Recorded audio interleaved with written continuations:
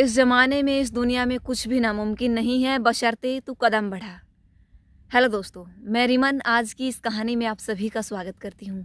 और आज की ये कहानी एक नौजवान इंसान की। इंसान सेठ के घर काम करता, गुजर बसर करने के लिए शाम को खाना बनाता, खाता, सो जाता।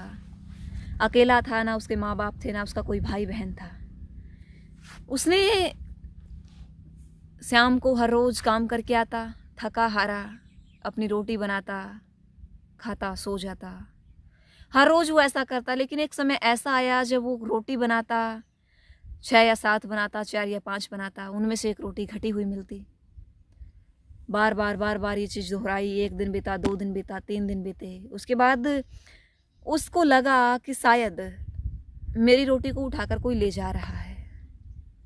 उसने एक दिन छुप कर देखा कि एक मोटा सा चूहा आया। चूहे ने रोटी को उठाया और वापस अपने बिल में चला गया। तो वो नौजवान साथी देखता है और उस चूहे को बोलता है, क्यों भाई, मेरे हिस्से का खाना तुम क्यों खा रहे हो? तो चूहा जवाब देता है, मैं अपने कर्म का खा रहा हूँ, तुम्हारे कर्म का नहीं।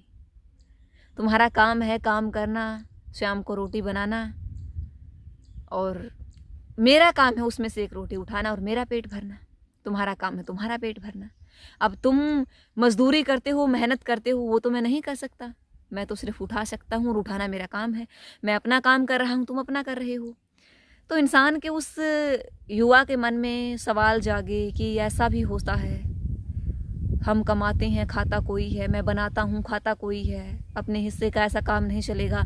तो फिर चूहा बोलता है कि तेरे मन में जो भी सवाल दौड़ रहे हैं, उन सब का जवाब तुम्हें महात्मा बुद्ध दे सकते हैं। और महात्मा बुद्ध, तुम उत्तर दिशा में जाओगे, दक्षिण दिशा में जाओगे,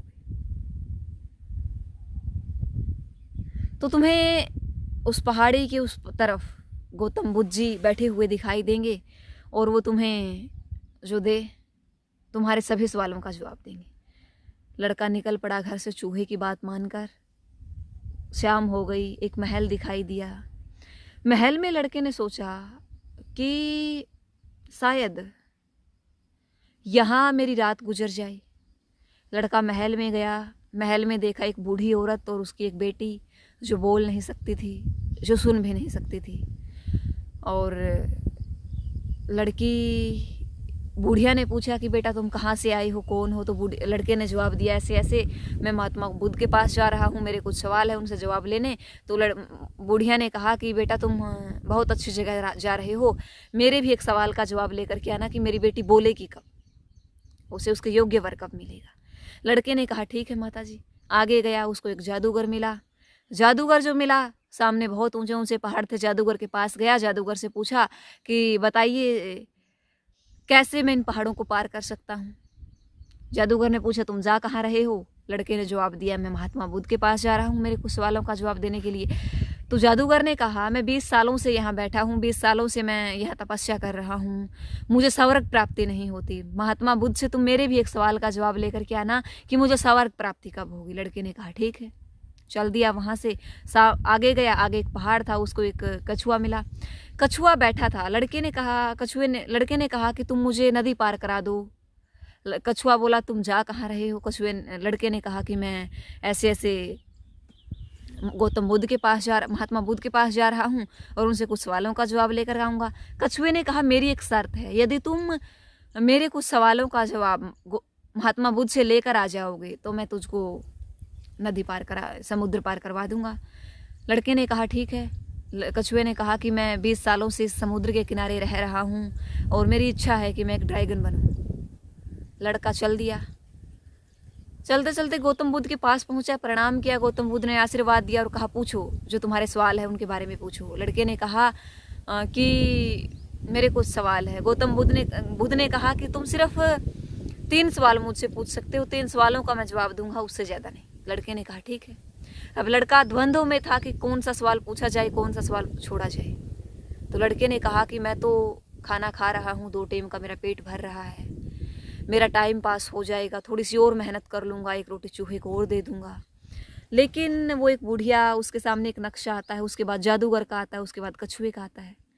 तो वो लड़का बड़ा द्वंद्व में पड़ता है, उसके मन में विचार उसको कुरेदते हैं कि क्या करूं क्या ना करूं। फिर लड़के कहता है, सोचता है कि मेरा गुजर बसर होता रहेगा। सबसे पहले वो बूढ़िया का एक सवाल रखता है कि वो बोलेगी कब। तो वो कहता है कि ऐसे ऐसे तुम उसके पास जाओ और उसको बोलना, जैसे ही तुम अपनी बेटी का रिश्ता किसी के साथ करोगी तो ये बोलना शुरू कर देगी, ये सुनना शुरू कर देगी। कहता ठीक है। उसके बाद वो कहता है कि मुझे एक जादूगर मिला, मैं जब मैं रास्ते से आ रहा था तो वो पूछ रहा था उसे स्वर्ग प्राप्ति कब होगी। लड़के ने महात्मा बुद्ध ने कहा कि जैसे ही जादूगर अपने जादू की छड़ी छोड़ेगा उसे स्वर्ग प्राप्ति हो जाएगी। उसने कहा ठीक है। उसके बाद कछुए का सवाल उसने रखा कि कछुए को ड्रैगन कब बनेगा कछुआ। तो महात्मा बुद्ध ने कहा कि जैसे ही वह अपना कवच छोड़ देगा तो वो एक ड्रैगन का रूप धारण कर लेगा। उसने कहा ठीक है। सभी के सवालों का जवाब लेकर के वापस आता है। सबसे पहले कछुए के पास जाता है। कछुए से कहता है कि जैसे तुम अपना कवच छोड़ोगे तो तुम ड्रैगन बन जाओगे। कछुआ कवच छोड़ता है, उसमें बहुत सारे मोती निकलते हैं। कछुआ कहता है कि इन मोतियों का मैं क्या करूँगा, भाई तुम ले जाओ। कछुआ जैसे ही कवच छोड़ता है ड्रैगन बन जाता है। उसके बाद जादूगर के पास वो लड़का आता है और कहता है कि जैसे ही तुम अपनी छड़ी को छोड़ दोगे तुम्हें स्वर्ग प्राप्ति हो जाएगी। फिर जादूगर कहता है कि ये छड़ी अब मेरे किस काम की, अगर ये छड़ी मैं स्वर्ग चला जाऊंगा तो इस छड़ी का मुझे क्या करना स्वर्ग में। ठीक है, छड़ी तुम ले लो। लड़के के पास खजाना होता है, मोती होते हैं, धन होते हैं। उसके बाद एक जादूगर की छड़ी हो जाती है। उसके बाद वो उस बुढ़िया के पास आता है जो कहती है कि मेरी बेटी बोलती नहीं है। तो वो कहता है कि अम्मा जी, जैसे ही आप अपनी बेटी का रिश्ता किसी लड़के के साथ करोगे तो वो बोलना शुरू कर देगी। तो लड़की कहती है ठीक है, दूल्हा सामने खड़ा है, लड़का सामने खड़ा है, योग्य वर है, मैं इसका रिश्ता तुम्हारे साथ कर देती हूँ। लड़की का रिश्ता लड़के के साथ होता है और लड़की बोलना शुरू कर देती है। तो किसी ने क्या खूब कहा है, जहाँ चाहा वहाँ रहा।